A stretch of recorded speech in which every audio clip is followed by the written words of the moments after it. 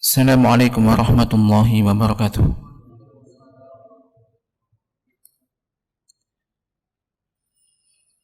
Alhamdulillahilladzi bi ni'matihi tatimmus shalihat. Asyhadu an la ilaha illallah wahdahu la syarika lah wa asyhadu anna Muhammadan abduhu wa rasuluh. Allahumma shalli ala Muhammadin wa ala ali Muhammad kama shallaita ala ali Ibrahim innaka Hamidum Majid. Allahumma barik ala Muhammadin wa ala ali Muhammad kama barakta ala ali Ibrahim innaka Hamidum Majid.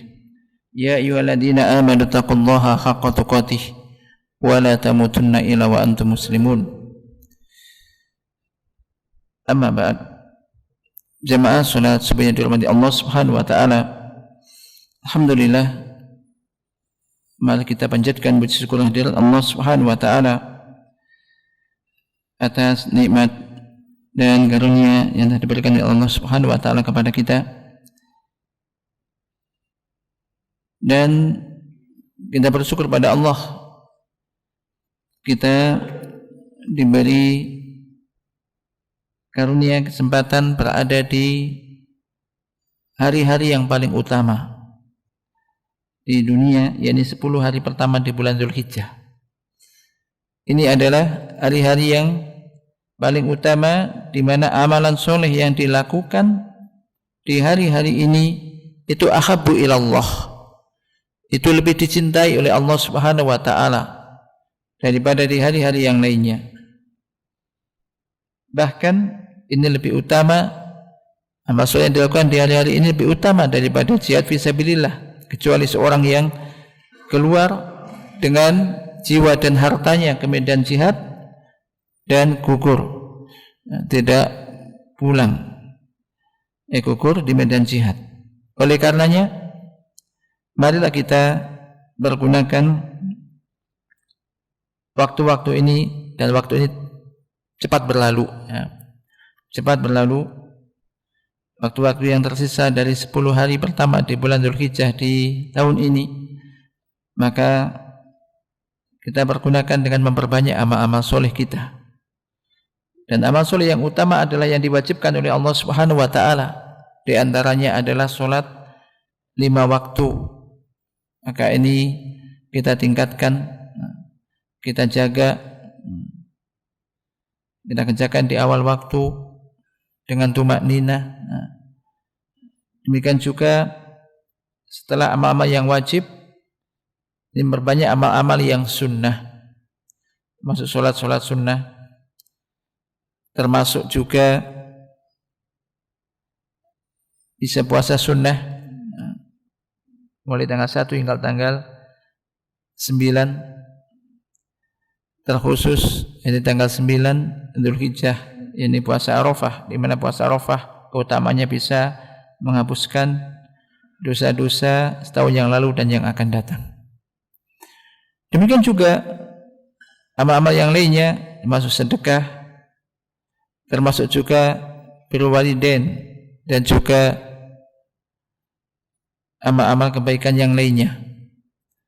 Maka berbanyak apa yang bisa dilakukan, termasuk di antaranya amalan yang mudah itu berzikir kepada Allah Ta'ala, dan juga memperbanyak takbir. Di sebuah disebutkan fa'aktsiru fihinna, maka perbanyak di situ minat takbir wa tahlil wa tahmid. Kama qala Rasulullah SAW, perbanyak tahlil, takbir dan tahmid. Jadi Allahu Akbar, la ilaha illallah, Allahu Akbar walillahil hamd. Adapun juga takbir muqayyad, yakni dianjurkan di setelah salat fardu, ini dimulai sejak subuh, habis subuh tanggal 9 Dzulhijjah hingga asar akhir tasyrik, ini 13 Dzulhijjah. Jemaah sekalian yang dirahmati Allah Subhanahu wa taala, kita akan melanjutkan yang membahas tentang petunjuk-petunjuk yang terkandung di dalam surat Al-Fatihah. Kita ulang dari petunjuk yang ketiga, yaitu ikhlas dan mutaba'ah. Ini kemarin sudah, tapi masih setengah-tengah, maka supaya nyambung kita ulang sedikit dari awal. ikhlas dan mutaba'ah. Di antara min hidayati surat Al-Fatihah, di antara petunjuk dari surat Al-Fatihah, surat yang agung ini, bahwasanya surat Al-Fatihah ini mengandung 2 syarat diterimanya ibadah.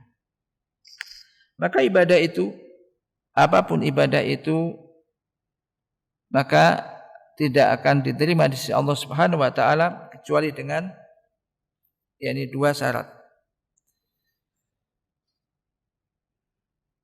Apabila 2 syarat itu ada pada ibadah tersebut, maka ia akan diterima. Namun jika keduanya tidak ada atau salah satunya tidak ada, maka akan tertolak. Apa 2 syarat itu? Yaitu ikhlas, ditujukan ibadah itu hanya kepada Allah Ta'ala. Dan yang kedua adalah al-mutaba'ah li Rasul sallallahu alaihi wasallam, mengikuti Rasul sallallahu alaihi wasallam. Tata caranya dikerjakan sesuai dengan apa yang diajarkan oleh Rasulullah sallallahu alaihi wasallam. Maka ibadah tidaklah diterima oleh Allah Ta'ala dari orang yang melakukan ibadah kecuali apabila ibadah itu tulus ikhlas, murni hanya untuk Allah Subhanahu wa taala, dan juga sesuai dengan sunnah Rasulullah sallallahu alaihi wasallam. Maka setelah mengetahui hal semacam ini,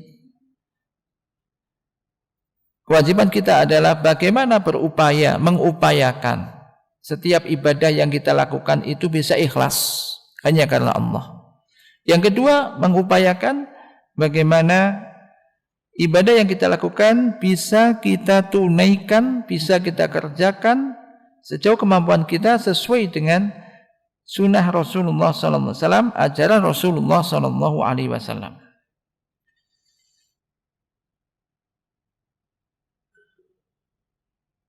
Oleh karena itu, Allah Subhanahu wa taala telah berfirman di dalam Al-Qur'anul Karim, "Qul innama ana basyarum mislukum yuha ilayya annama ilahukum ilahu wahid faman kana yarju liqa'a rabbih falyamal amalan sholihan wa la yusyrik bi ibadati rabbih ahada." Jadi katakanlah, sesungguhnya aku hanyalah manusia seperti kalian yang diwahyukan kepadaku, diberikan wahyu kepadaku, bahwasanya sembahan kalian adalah sembahan yang satu. Maka barang siapa yang mengharapkan dia berjumpa dengan Tuhannya, falyamal amalan sholihan, maka adalah dia melakukan amal soleh, dan janganlah ia menyekutukan dengan seorang pun di dalam beribadah kepada Tuhannya. Maka Allah Jalla wa Ala menyebutkan 2 syarat di sini. Ini qala ta'ala falyamal amalan sholihan, maka hendaklah dia melakukan amal soleh.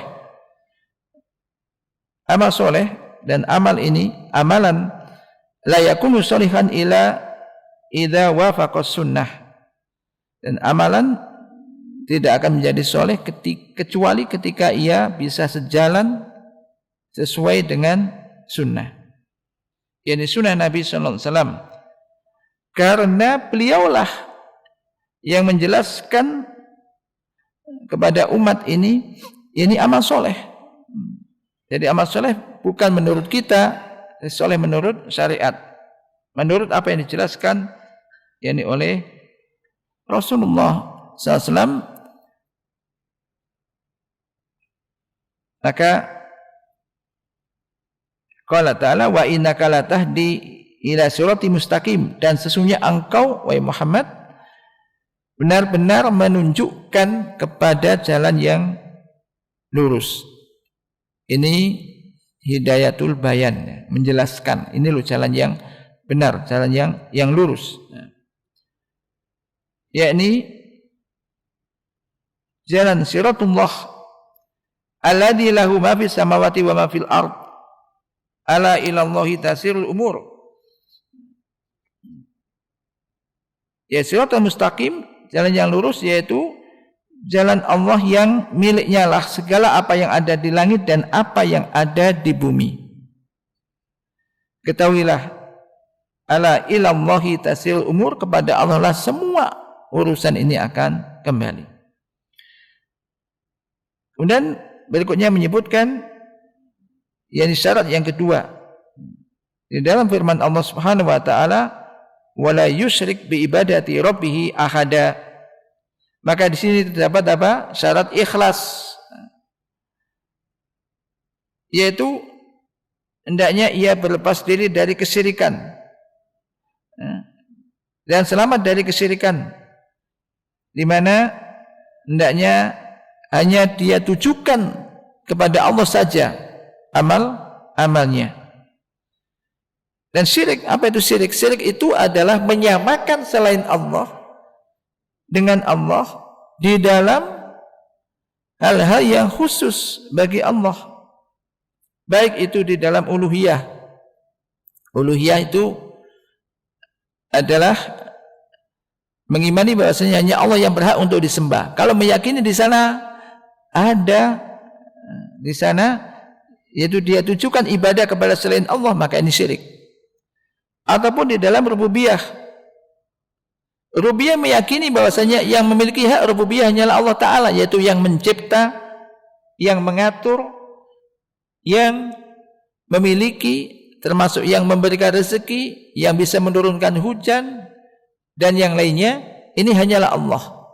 Ketika meyakini ada selain Allah yang juga bisa demikian, bisa memberikan rezeki, bisa menurunkan hujan dan semisalnya, maka ini ada cacat di dalam yakni apa? Tauhid rububiyahnya.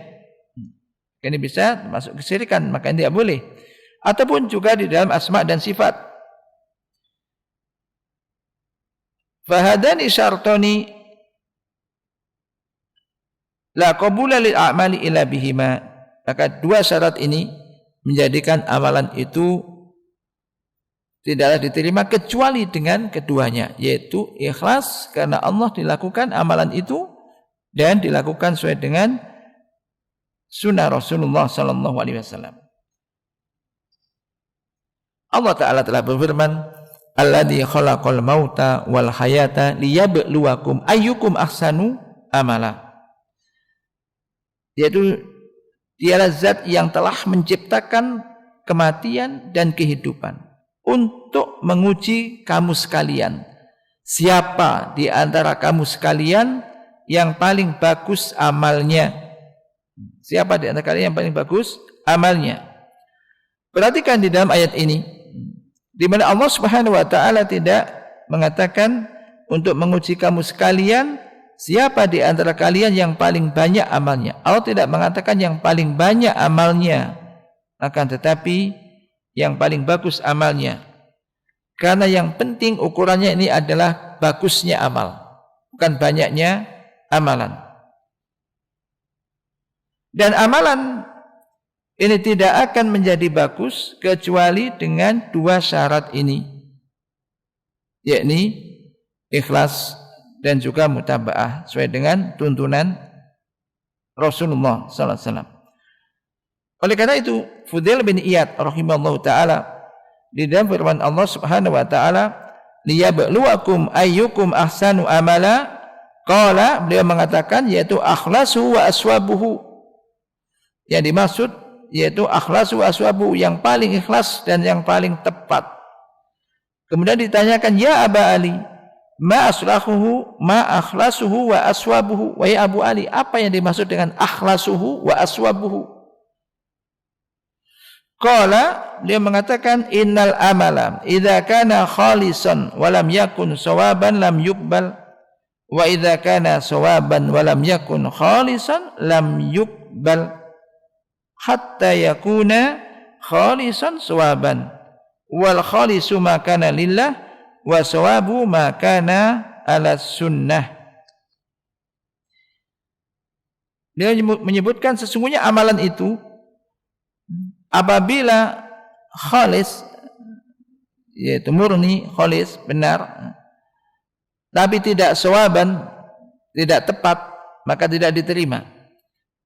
Dan jika amalan itu tepat namun tidak ikhlas, tidaklah diterima. Sampai amalan itu khalisan sawaban, ikhlas dan tepat. Al-khalis Yang dimaksud khalisan adalah amalan yang ditujukan hanya kepada Allah, hanya untuk Allah dia lakukan. Dan shawab maksudnya adalah di atas sunnah, ajaran dan tuntunan Rasulullah sallallahu alaihi wasallam. Maka kewajiban kita adalah untuk mengusahakan, memperhatikan amal kita masing-masing. Sudahkah amalan yang kita lakukan itu ikhlas atau riya atau karena sum'ah dan semisalnya. Kemudian kita mengupayakan untuk ikhlas. Sudahkah amalan yang kita lakukan itu kita lakukan sesuai dengan sunnah Nabi atau tuntunan dan syariat Nabi sallallahu alaihi wasallam. Karena tujuan kita beramal sekali lagi adalah bagaimana amalan kita bisa diterima dan nanti ada nilainya. Dan dengan itu Allah, jadi dengan karunia-Nya kita berharap akan jadi sebab dimasukkannya kita ke dalam surga Allah Ta'ala. Maka dua syarat yang agung ini terkandung di dalam surat Al-Fatihah. Terkandung dalam surat Al-Fatihah. Syarat yang pertama yaitu ikhlas. Mana ayat yang menunjukkan ini? Yang menunjukkan ini adalah terkandung di dalam firman Allah Ta'ala, Iyyaka na'budu, hanya kepada Engkau kami beribadah. Maka di sini objeknya didulukan. Ini menunjukkan yaitu yufidul hasr, hanya kepada Engkau ya Allah. Jadi makna Iyyaka na'budu maksudnya hanya kami khususkan hanya kepada Engkau semata, yaitu apa? Ketaatan, ibadah. Tidak kami tujukan kepada yang lain. Hanya kepada Engkau kami beribadah, bukan kepada yang lainnya. Bukan kepada siapapun selain Engkau ya Allah. Maka al-khalis, yaitu ibadah yang murni, ada yang bersih. Yang bersih. Maka kita sebutkan apabila Anda menginginkan mengetahui makna ikhlas secara bahasa, maka bacalah ini firman Allah Subhanahu wa taala dalam surat An-Nahl. Wa innalakum fil an'ami la ibrah nuskikum mimma fi butunihi min baini farthi wa damin labanan khalisan sa'igon lisyaribin, yaitu nakian. Jadi sesungguhnya bagi kalian di dalam binatang ternak ini ada ibroh, pelajaran, yaitu kami berikan minum kepada kalian dari apa yang ada di perutnya, yang di situ ada kotoran dan juga di antara kotoran dan darah. Namun yang keluar ada susu yang murni, yang nikmat, lezat bagi orang-orang yang meminumnya, yaitu bersih. Jadi susu yang keluar dari binatang ternak, dari punting binatang ternak, ini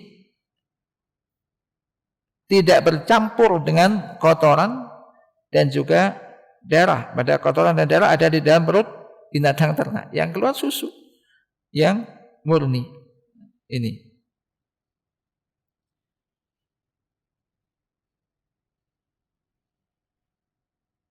Maka tabarakallahu ahsanul khaliqin, maha tinggi Allah, sebaik-baik pencipta. Maka ikhlas di dalam ibadah, yaitu hendaknya ibadah itu murni, bersih, yang tidak diinginkan kecuali wajah Allah Ta'ala. Dan ini berat. Jadi ikhlas itu berat. Maka di antara kaum salaf ditanya apa yang paling berat bagi Anda? Ikhlas. Jadi kalau ada orang mengatakan ikhlas itu gampang, maka ini kurang tepat. Nah, ini berat. Bahkan kalau kita melakukan suatu ibadah kemudian ngomong-ngomong kepada orang lain, aku ikhlas melakukan ini. Ikhlas aku. Nah, ini khawatir berarti perkataan ikhlas kepada orang lain ini masih butuh diikhlaskan lagi. Enggak usah kita perlu disampaikan kepada orang lain ikhlas. Karena ketika itu berarti khawatir ada keinginan orang lain supaya tahu kalau dia ikhlas. Kan enggak penting. Yang penting ini ditujukannya karena Allah Subhanahu wa taala. Di dalam hadis qudsi Allah Subhanahu wa taala telah berfirman dalam hadis qudsi, "Ana aghna syuraka'i ani syirki. Man amila amalan asyraka fihi ma'i ghairi taraktuhu wa syirkahu." Aku adalah, kata Allah, paling tidak butuh sekutu. Barang siapa melakukan suatu amalan yang dia menyekutukan, yakni aku dengan yang selain aku, maka aku tinggalkan ia dan juga sekutunya. Allah tidak akan menerima ibadah itu. Demikian juga Rasulullah SAW bersabda, "Ala ukhbirukum bima huwa akhwafu alaikum indi mina masihid dajjal asyirkul khafi ayakumar rajulu yusalli fayuzayyinu salatahu lima yara min nadari rajulin." Rasulullah sallallahu alaihi wasallam bersabda, "Ala ukhbirukum, tidakkah engkau mau aku beritakan, aku sampaikan kepada kalian sesuatu yang paling aku khawatirkan menimpa kalian," para sahabat, daripada Masihid Dajjal, yaitu syirik yang tersembunyi.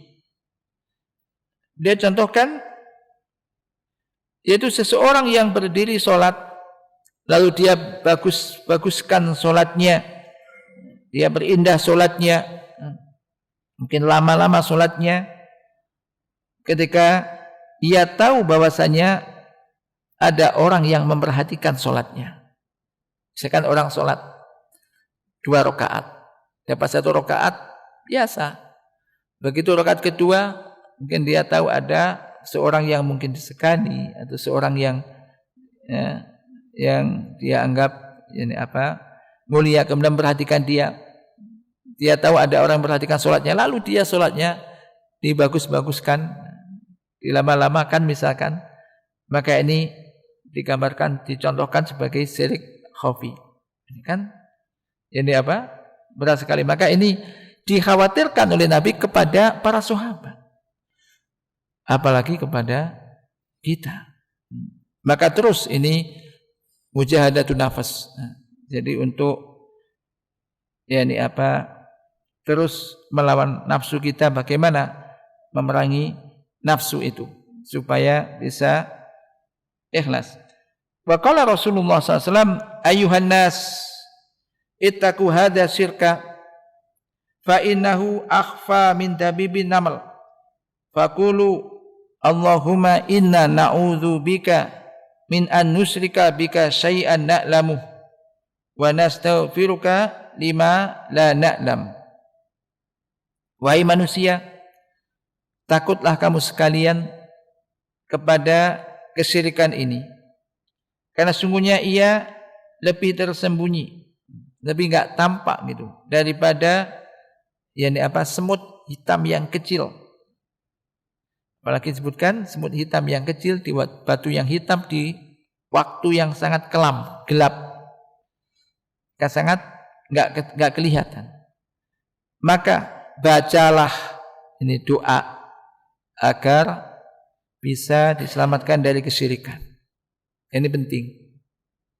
Doa ini penting. Apapun amalan itu, yang penting itu doa kita. Karena kita lemah. Mau melakukan sesuatu yang baik pun kita berdoa. Nah, maka habis subuh mesti kita doa Allahumma inni, dianjurkan untuk berdoa Allahumma inni. Habis sholat ya Allahumma inni ala dzikrika wa syukrika wa husni ibadatika, ini minta pertolongan kan. Ya Allah, Allahumma inni, tolonglah aku untuk bisa berzikir kepadamu, untuk bisa bersyukur kepadamu, dan untuk bisa beribadah kepadamu dengan sebaik-baiknya. Demikian juga termasuk amal soleh, amal yang diterima, minta pada Allah. Allahumma inni as'aluka ilman nafi'a wa amalan mutaqabbala wa rizqan thayyiba setiap pagi. Ya Allah, sungguhnya aku minta kepada Engkau ilmu yang bermanfaat, amalan yang diterima, rezeki yang halal, minta. Termasuk minta perlindungan kepada Allah. Karena kita nggak akan bisa selamat dari kejahatan atau kejelekan kalau nggak dilindungi oleh Allah Ta'ala. Maka di sini Nabi mengatakan kulu, ucapkanlah Allahumma inna na'udzubika min an nusyrika bika syai'an na'lamu wa nastaghfiruka lima la na'lam. Ya Allah, sesungguhnya kami berlindung kepada Engkau dari menyekutukan Engkau dengan sesuatu yang kami ketahui, dan kami meminta ampunan kepada Engkau untuk sesuatu yang tidak kami ketahui.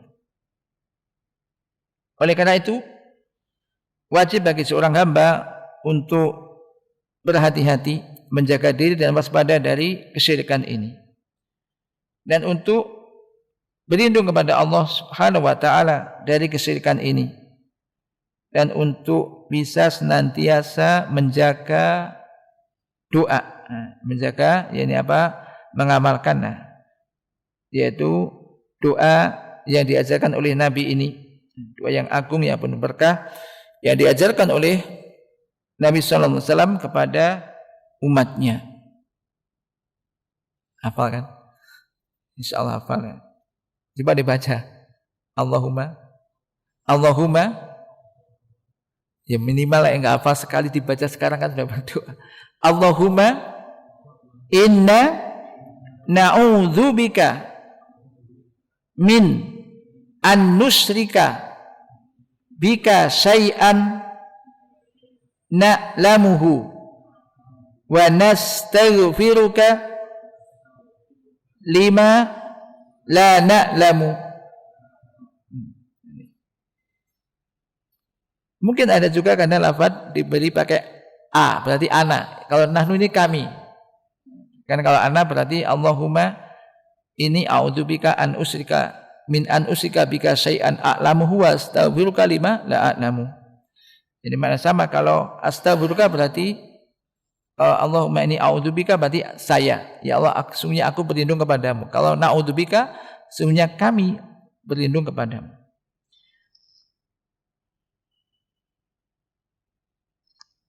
Kemudian syarat yang kedua ada di dalam firman Allah Ta'ala, ihdinas siratal mustaqim. Yani tunjukilah kami jalan yang lurus. Siratal ladzina an'amta alaihim ghairil maghdubi alaihim waladdallin. Ada di sini. Wa hadza fi dalilun ala anna Allah la yaqbalul amal illa idza kana ala dawi siratil mustaqim. Alladzi da'a ilaihi Nabi sallallahu alaihi wasallam. Maka ini di dalamnya terdapat dalil yang menunjukkan bahwasanya Allah Subhanahu wa taala tidaklah menerima amal kecuali apabila amal itu berada di atas siratal mustaqim yang diserukan oleh Nabi sallallahu alaihi wasallam. Faqad sabata fil hadis anna Nabiyya sallallahu alaihi wasallam qala man amila amalan laisa ali amrina fa huwa raddun. Bahwasanya Nabi sallallahu alaihi wasallam bersabda, barang siapa melakukan suatu amalan yang tidak ada perintah kami, maka amalan itu tertolak. Maka amal itu tertolak, tidak diterima. Walihadza qala, oleh karena itu Allah Ta'ala beliau bersabda, sallu kama ra'aitumuni usolli. Salatlah kamu sekalian sebagaimana kalian melihat aku salat. Ini artinya ini perintah, salat ibadah, tapi tidak hanya sekedar yang penting salat, tapi bagaimana kita bisa salat sebagaimana yang dicontohkan oleh Nabi. Salatnya Nabi bagaimana? Nah, ini penting karena hari-hari kita lakukan salat ini. Dan sekali lagi kalau kita memperhatikan, kalau kita mempelajari dan ingin mengetahui bagaimana salat Nabi, itu bukan untuk orang lain, sekali lagi. Untuk siapa? Untuk kita. Untuk kita masing-masing. Maka kita tidak ingin agar salat kita diterima. Nah, ini sebagai apa? Upaya manusia, upaya dari kita. Berupaya untuk ikhlas dan juga melakukan salat sesuai dengan salatnya Nabi. Sejauh kemampuan kita belajar, habis itu setelah mengetahui diamalkan. Sekali lagi, diamalkan. Kemudian juga wa qala fil hajj, beliau bersabda berkaitan dengan ibadah haji, khudu anni manasikakum, atau litakhudu anni manasikakum, hendaklah kalian mengambil dariku manasik kalian.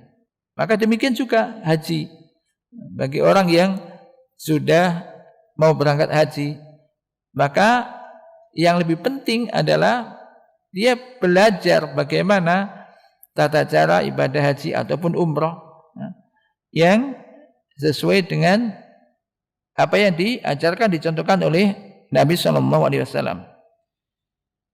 Wala majala an tajtahida wa an taqula hadza afdal aw hadza ahsan wa inna ma hasbuka as-sunnah.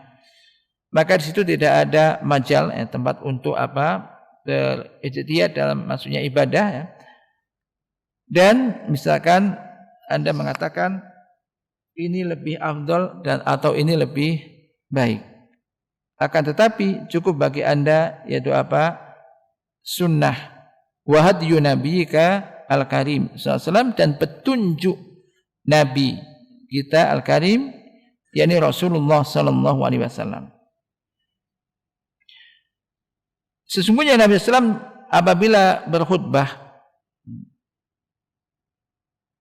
pada hari Jumat, qala amma ba'du fa inna khairal hadisi kitabullah wa khairul hadi hadi Muhammadin sallallahu alaihi wasallam. Ini pun sering kita dengar.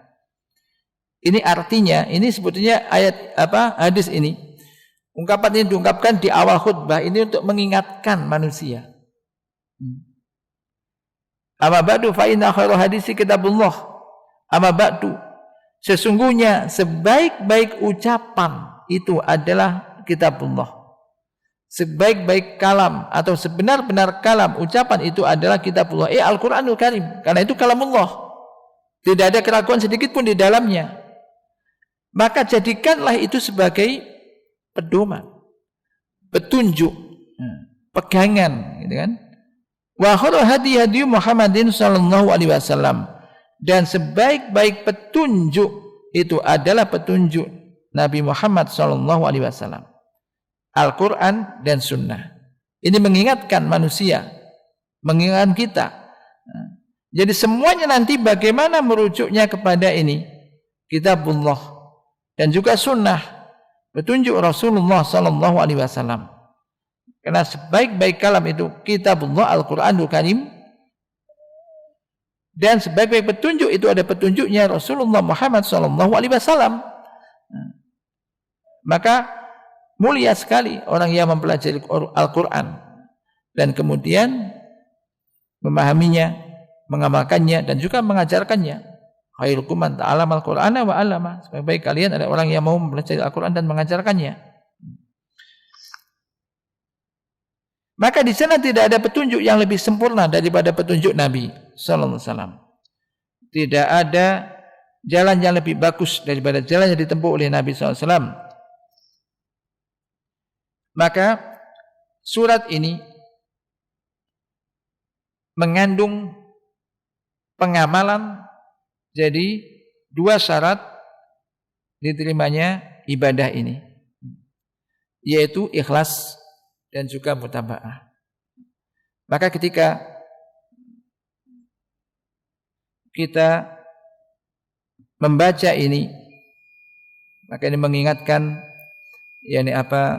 kita agar terus berupaya untuk bisa lebih meningkatkan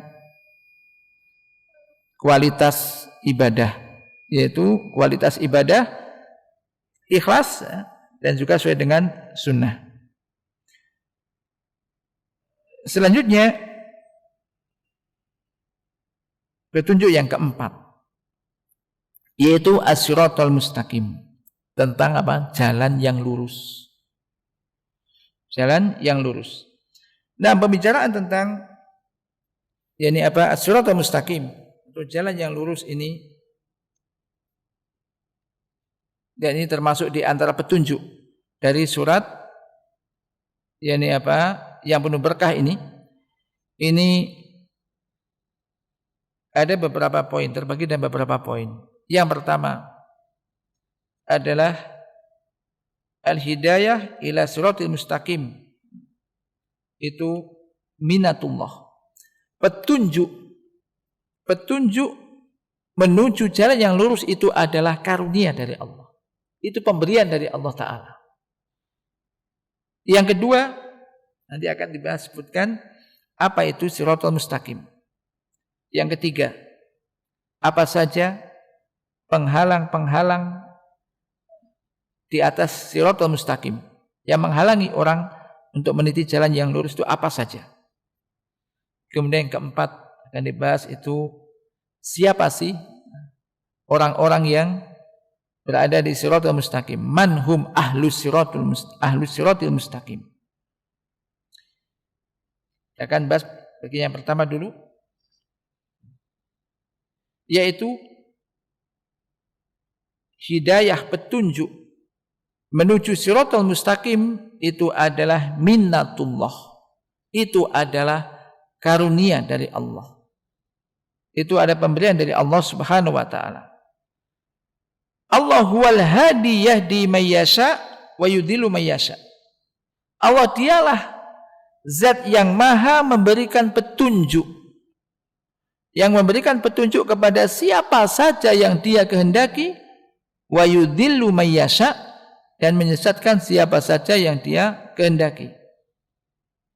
Allah Subhanahu wa taala telah berfirman, wallahu yad'u ila daris salam wa yahdi may yasha ila sirati mustaqim.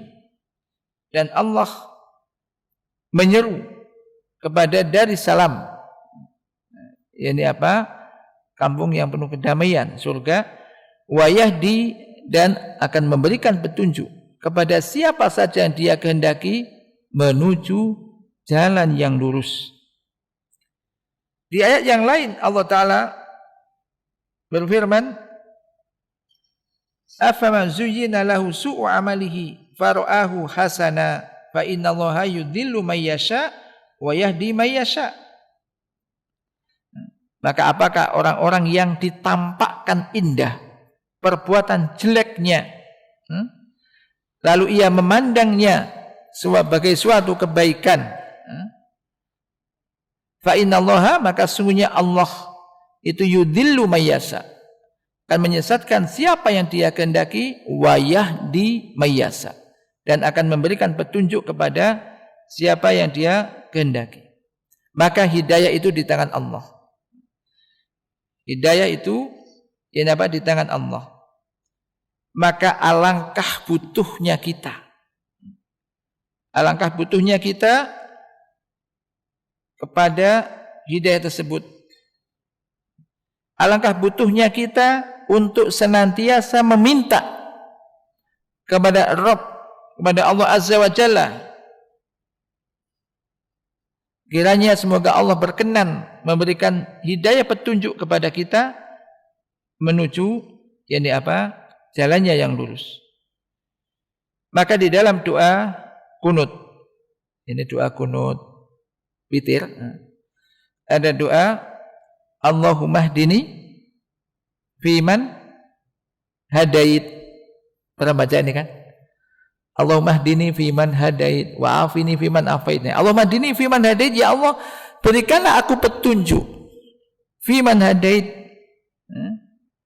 untuk berada di antara orang-orang yang telah engkau berikan petunjuk kepadanya. Di dalam hadis Ali telah berkata, qala li Rasulullah sallallahu alaihi wasallam, Rasulullah sallallahu alaihi wasallam pernah bersabda kepadaku, kul, bacalah Allahumma hdini, Allahumma ini as'aluka huda wassadat. Doa singkat ini, Allahumma ini as'alukal huda wassadat. Ya Allah, sesungguhnya aku minta kepada engkau petunjuk wassadat. Sadat ini lurus, ya, supaya tetap berada di atas jalan yang lurus. Coba baca supaya hafal. Allahumma ini as'alukal huda wassadat. Allahumma inni as'alukal huda wassadat. Ini singkat doa ini penting, minta petunjuk dan supaya tetap di atas petunjuk itu. Ketika mau menyimpang, kembalikan lagi, menyimpang, kembalikan lagi. Ini penting. Nah, demikian juga di dalam hadis bahwasanya Rasulullah sallallahu alaihi wasallam ini pada perang Khandaq ini berdoa mengatakan, Allahumma laula anta mahtadaina wala tasaddaqna wala sholaina. Ya Allah, kalaulah bukan karena Engkau, maka kami tidak akan mendapatkan petunjuk, maka kami tidak akan bisa sedekah, maka kami tidak akan bisa sholat. Kalau bukan Engkau.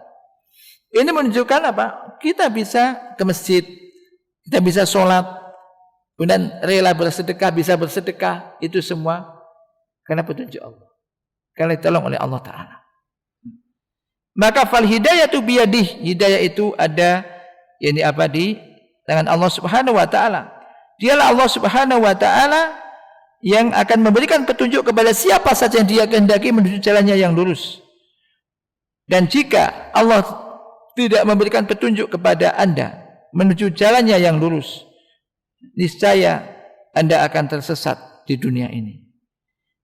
Karena dunia ini penuh dengan fitnah, penuh dengan hal-hal yang memalingkan dari jalan yang benar, ya, seperti setan, kemudian juga teman-teman yang jahat, demikian juga nafsu yang senantiasa memerintahkan kepada kejelekan. Oleh karena itu ada orang yang mengatakan bukan suatu yang mengherankan apabila miman halak kaifa halak. Bukan termasuk sesuatu yang mengherankan terhadap yakni orang yang binasa, bagaimana dia binasa. Wajar bagaimana dia binasa, karena banyak hal yang menjadikan orang itu binasa. Walakin al-ajbu, akan tetapi yang mengagumkan adalah orang bisa selamat. Bagaimana dia kok bisa selamat? Karena penghalang itu banyak sekali, dan tidak ada orang yang bisa selamat dari min amrillah ila man rahim. Tidak ada orang yang bisa selamat dari keputusan Allah kecuali orang yang diberikan rahmat oleh Allah Ta'ala. Maka hidayah ini adalah pemberian Allah Subhanahu wa Ta'ala. Dari sini Anda tahu bahwasanya Anda sangat butuh kepada hidayah Allah. Kita sangat butuh kepada hidayah Allah untuk kita. Maka kita ini sangat memerlukan hidayah. Allah memberikan hidayah kepada kita untuk menuju jalannya yang lurus. Oleh karenanya kita diperintahkan untuk senantiasa menjaga sholat yang di dalamnya ini kita minta hidayah tersebut. Sementara mungkin sampai di sini. Mudah-mudahan ini jadi pembelajaran bagi saya dan kita semuanya. Dan kita tidak ada jemunya untuk mengkaji hal semacam ini, supaya kita betul-betul ingat dan mengetahui dan menyadari akan kebutuhan kita terhadap Allah dan juga kepada hidayah dari Allah Subhanahu wa Ta'ala. Allahumma hdina, Allahumma inna nas'aluka al-huda was-sadad, Allahumma hdina wasaddidna, Allahumma hdina wasaddidna, Allahumma hdina wasaddidna. Subhanakallahumma wa bihamdika asyhadu an la ilaha illa anta astaghfiruka wa atubu ilaik. Assalamualaikum warahmatullahi wabarakatuh.